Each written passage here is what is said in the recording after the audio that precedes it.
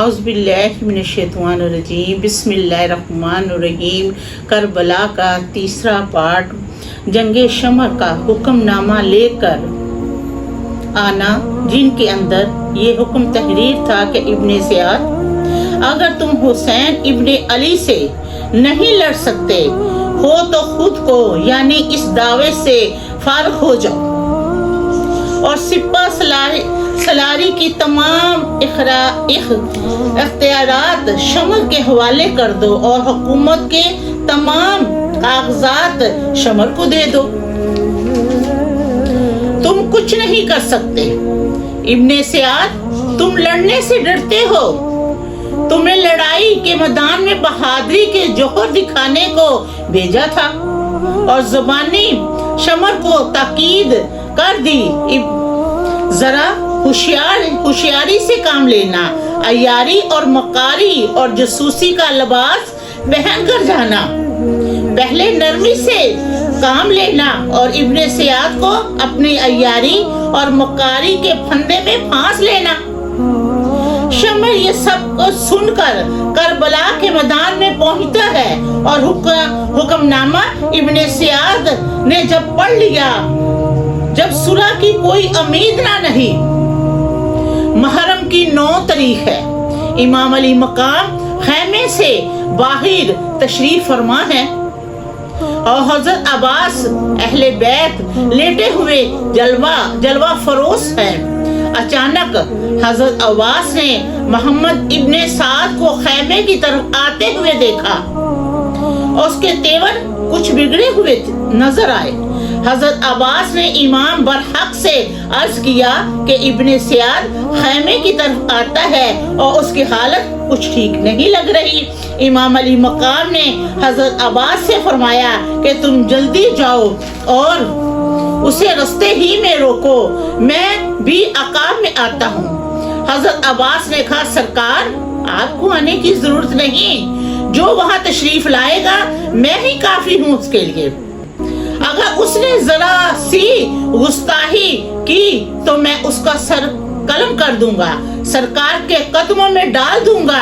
یہ کہہ کر عباس نے اپنے گھوڑے کو بڑھایا اور ایک آن واحد میں وہاں جا پہنچا اور ابن زیاد کا رستہ روک کر فرمایا، کیا خیر تو ہے؟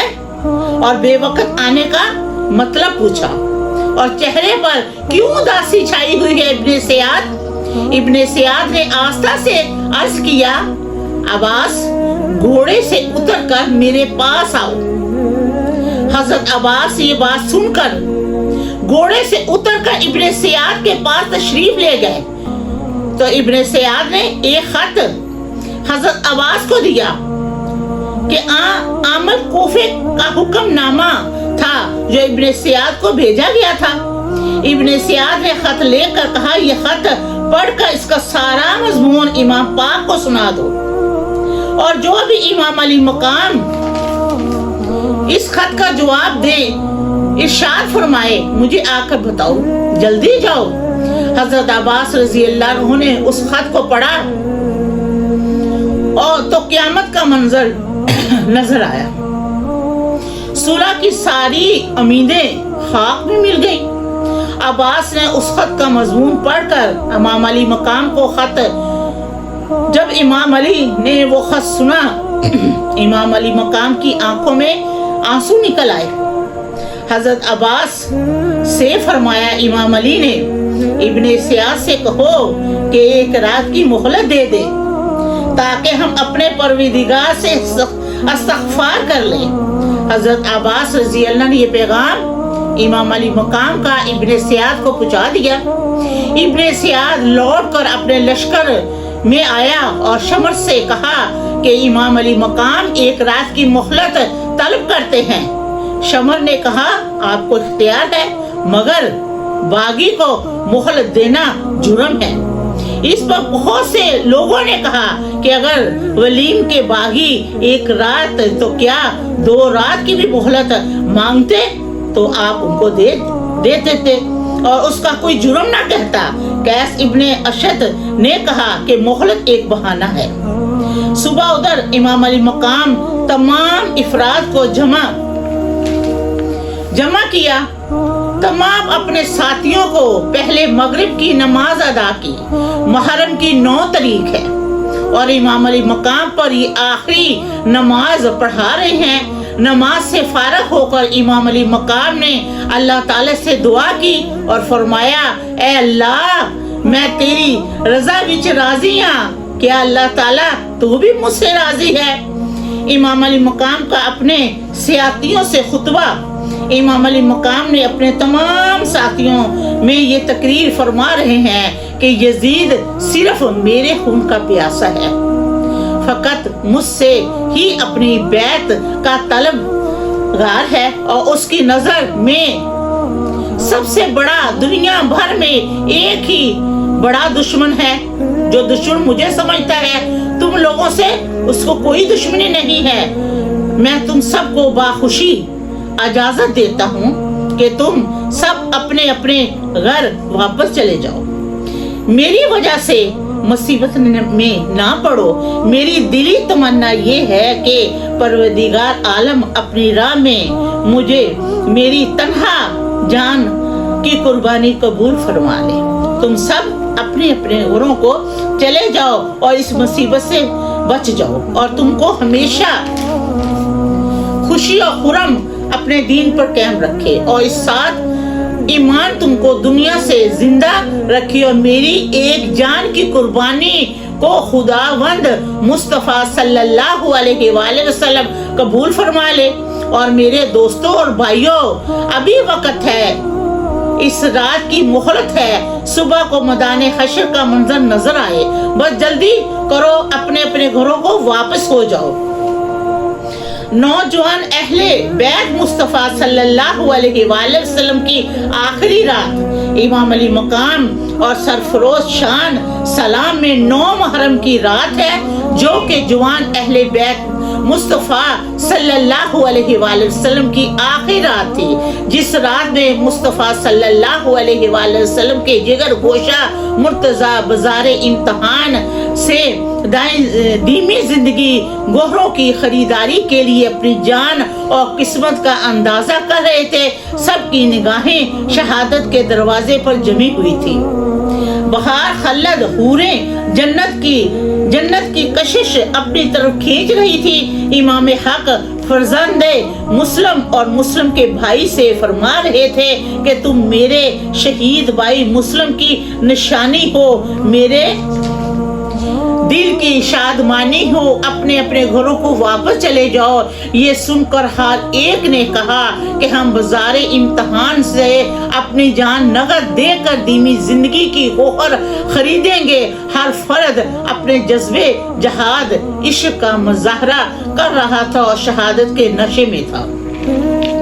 अशूर मुहर्रम यजीद की फौजें 10 मुहर्रम बारोज जुमा, जब यजीद की फौजें करबला के मैदान में आकर खड़ी हो गई और जुआन अहले बैत ही अपनी छोटी सी जमात के साथ के 72 जो बंदे थे उनके साथ शामी फौज के मुकाबले में खड़ी हुई और दोनों तरफ तलवारें बिजली की तरफ चमक रही थी। सूरज की किरणों से जिस्मों के ऊपर दमक रहे थे, नेज़े फजा में बुलंद हो रहे थे, तीर तबकशों में करवटें बदल रहे थे। जो कूफा के रहने वाले हैं इमाम अली मकाम पर जान कुर्बान करने के लिए अहले बैत के काफले की जमात में शामिल हो गए थे। अपना घोड़ा बढ़ाकर इब्ने सियाद के साथ जाते हैं और उसके करीब पहुंचते हैं तो आपने उमर को मुतलका सलाम नहीं किया, क्योंकि आपने यकीन के साथ ये समझाया था कि अहले बैत का दुश्मन मुसलमान नहीं हो सकता। इसलिए आपने अपने इब्ने सियाद को सलाम ना किया। मोहम्मद इब्ने सियाद ने आपका फाह इस्लाम के खिलाफ पाया तो तर्क सुन्नत का सबक पूछा कि एक मुसलमान के लिए जरूरी है कि जब किसी मुसलमान से मिले तो सलाम के साथ मिले, लेकिन इसके खिलाफ मुझे आपने इस तरह जवाब दिया है। बरीर इब्ने हजीर ने खूब ताने दिए इब्ने सियाद को। इब्न सियाद ने शर्म से कहा, बनीन, ये अमल कूफा की तरफ से अहले बैत पर सख्तियां हो रही हैं। सच तो ये है, मुझे राय की हुकूमत ने दीवाना बना दिया है और मैं नहीं चाहता कि जुल्म सितम मेरे हाथ के सरजद हो, मगर दिल पर इस कदर दुनिया की हवास गालबा किया है कि मुझे अच्छा और बुरे का कुछ सूझता ही नहीं है। बरा इब्ने हफीज लानत और मलामत करके अपने खैमे की तरफ चल दिए। अपने खैमे की तरफ आते हैं, उधर इमाम अली मकाम अहले बैत को सब्र की तलकीन फरमा कर इज्जत अतहार के पास तशरीफ ले जाते हैं। जब आपकी हमशीरा हजरत ज़ैनब की आब के रोए अनवर पर है चश्म पर नम के गम दुखी होकर कहती है, इकाश मौत आज मेरी जिंदगी का खात्मा कर देती। आज फातिमा मेरी माँ, मेरा बाप अली, मेरे भाई हसन में से कोई तो मेरे पास मौजूद होता। मेरी माँ जाए, उन सब की तुम्हें जानशीन हो और हम लोगों का सहारा हो। इमाम अली मकाम ने बहन को जवाब दिया, बहन, इल्म और वकार का साथ ना छोड़ो। बहन ज़ैनब बोली, भाई मैं आप पर कुर्बान, मैं आपके बदले में अपनी जान देना चाहती हूँ। इमाम अली मकाम को ज़ैनब बोली, भाई आपका अलग होना मेरे जिगर के टुकड़े कर देता है। और ज़ैनब इस गम की शिद्दत से बेहोश हो गई। इमाम अली मकाम ने बहन के सर को अपने जानों पर रखा, रुमाल से ज़ैनब का मुंह साफ किया। जब ज़ैनब को कुछ होश आया तो इमाम अली मकाम ने कहा, बहन, खुदा से तस्कीन हासिल करो, एक ना एक दिन सबको मौत आनी है। रोए जमीन के सब बशिंदे मर जाएंगे। बहन, सब्र का दामन हाथ से ना छोड़ना। बहन, मेरी शहादत के बाद गिरेबान ना फाड़ना, मुंह ना नोचना और बैन ना करना। देखें, इमाम हुसैन ने शहादत से पहले अपनी बहन को क्या बात समझाई कि मेरी शहादत के बाद अपना गिरेबान ना फाड़ना, अपना मुंह ना नोचना और बैन ना करना। और आज ये क्या करते हैं, पीट पीट के छोटे छोटे बच्चों को तलवारें हाथों में दे देते हैं, कभी अपने सर पे मारते हैं, कभी अपने सीने पे मारते हैं। और सारा साल कोई मातम, कोई सोग नहीं होता। जब मुहर्रम आते हैं तो साथ ये सारे काम करना शुरू हो जाते हैं। 24 घंटे इमाम हुसैन हमारे दिल में है, हमारी यादों में है, हम उन्हें एक सेकंड के लिए भूल नहीं सकते। तो क्या मुहर्रम में वो हमें याद आते हैं?